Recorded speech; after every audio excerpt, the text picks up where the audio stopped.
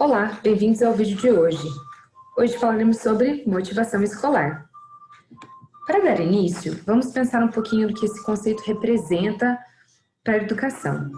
Há décadas que a educação enfrenta o desafio de promover ou estimular a motivação de seus alunos. Professores sempre se preocupam com o que devem fazer para motivar os alunos desinteressados ou apáticos. Alunos que apresentam baixo desempenho ou que, com uma frágil motivação, se contentam com um esforço mínimo e agem apenas para tarefas escolares que tenham nota ou recompensas externas ao aprendizado. Promover ou recuperar a motivação de alunos desmotivados não é uma tarefa simples, porque se trata de uma variável multifacetada e os processos motivacionais do aluno são complexos. Autorregulação. A autorregulação é um conceito importante no estudo da motivação escolar, pois preocupa-se sobre a competência dos estudantes para serem ativos durante a aprendizagem, exercendo controle sobre seus processos cognitivos, metacognitivos e motivacionais, de modo a adquirirem, organizarem e transformarem as informações adquiridas ao longo do tempo.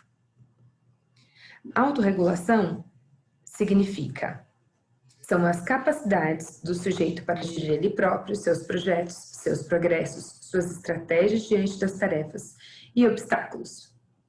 Reconhece-se a incapacidade do homem consumir toda a informação, sendo, por conseguinte, indispensável desenvolver o indivíduo como um ser estratégico, gestor da multiplicidade de dados com que tem que lidar.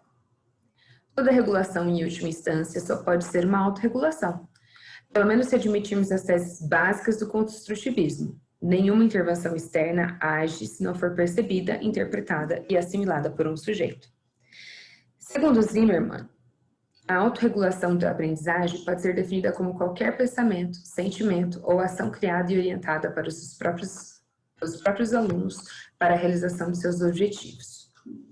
A aprendizagem regulada pelo próprio estudante resulta da interação de conhecimentos, competências e motivações, que são necessários ao planejamento, à organização, ao controle e à avaliação dos processos adotados e dos resultados atingidos.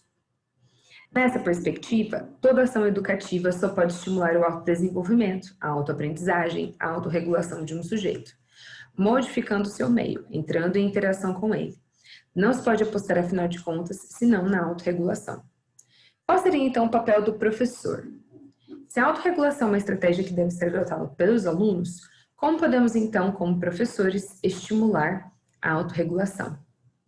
Para além de uma fonte de informação, uma das tarefas fundamentais da escola é dotar os alunos de estratégias que lhes permitam reelaborar, transformar, contrastar e reconstruir criticamente os conhecimentos que vão adquirindo, ou seja, apostar no conhecimento estratégico. A aprendizagem deve, acima de tudo, significar a construção de destrezas cognitivas e conhecimento, significando a apropriação de mecanismos de busca e seleção de informação, assim como de processos de análise e resolução de problemas, que viabilizem a autonomia progressiva do aluno no aprender e no realizar, os quais se prolongam por toda a vida. Quais seriam algumas sugestões práticas? Podemos pensar primeiramente em tornar as atividades e tarefas significativas para os alunos, oferecer ferramentas de autorregulação como reflexões sobre aprendizado e autoavaliação de desempenho, e ensinar os alunos estratégias de aplicação das ferramentas ofertadas. Por exemplo, temos vários tipos de estilos de aprendizagem. O aluno pode procurar ferramentas para diagnosticar qual é o seu estilo de aprendizagem e o professor oferecer estratégias para que ele utilize. Este teste, por exemplo, é um teste que diagnostica se o aluno é visual, auditivo ou kinestético, quais as habilidades ele desempenha ao aprender. Este quadro, por exemplo, apresenta sugestões para cada um desses tipos de estilos de aprendizagem. Muitos são os estilos de aprendizagem. Muitas pesquisas a respeito disso foram realizadas. Cabe a cada professor aplicar e orientar os seus alunos de como deve fazer. Outra sugestão é a aplicação de autoavaliação. Os alunos podem analisar o que foi aprendido e refletirem se aprenderam de maneira satisfatória ou se precisam se dedicar mais para aquele assunto. Alguns documentos trazem sugestões daquilo que os alunos devem fazer. Por exemplo, Strategy Inventory for Language Learning. É um extenso documento em que os alunos refletem sobre as suas práticas no aprendizado. Algumas que fazem tomar frente de seus conhecimentos e autorregular suas ações. Outra forma de ajudar os alunos é ensiná-los study skills, habilidades de aprendizagem. Neste determinado documento, desenvolvido na escola onde trabalho, o aluno reflete sobre as habilidades que faz, reflete sobre se o seu aprendizado está estagnado e o que pode fazer para seguir adiante. Ao final do documento, ele precisa realizar 2 planos para seguir em frente e sair da estagnação de desenvolvimento linguístico. Fases da ação autorregulada. As teorias da autorregulação da aprendizagem referem que a ação autorregulada se desenvolve em fases. A primeira, chamada de antecipação e preparação, diz respeito ao estabelecimento dos objetivos pedagógicos e à escolha de um plano estratégico. Ou seja, como o nome sugere, nessa fase o aluno escolhe o que vai fazer e qual a meta que pretende atingir.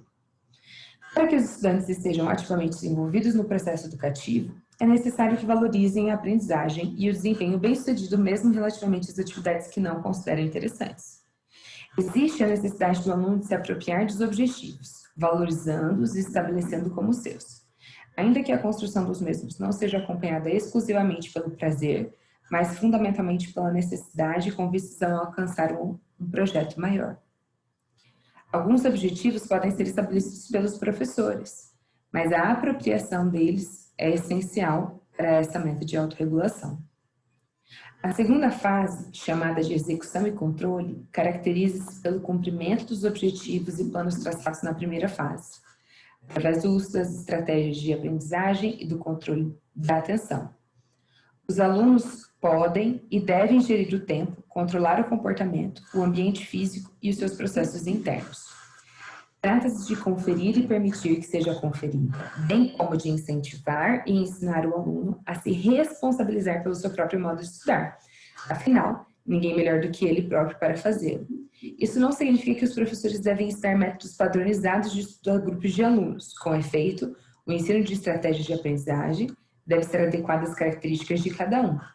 Por isso, a necessidade de aplicação de testes que os alunos possam diagnosticar os seus próprios estilos de aprendizagem.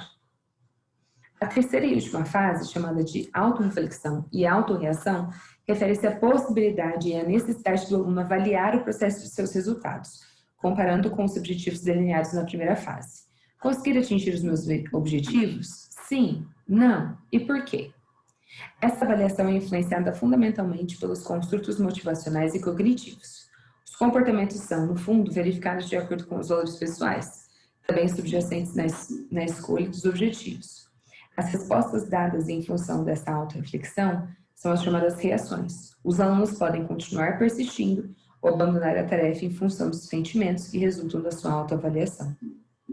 Esses sentimentos podem ser positivos, conduzindo-os à satisfação e à valorização pessoal, ou negativos, criando resistência ou até mesmo o abandono da tarefa.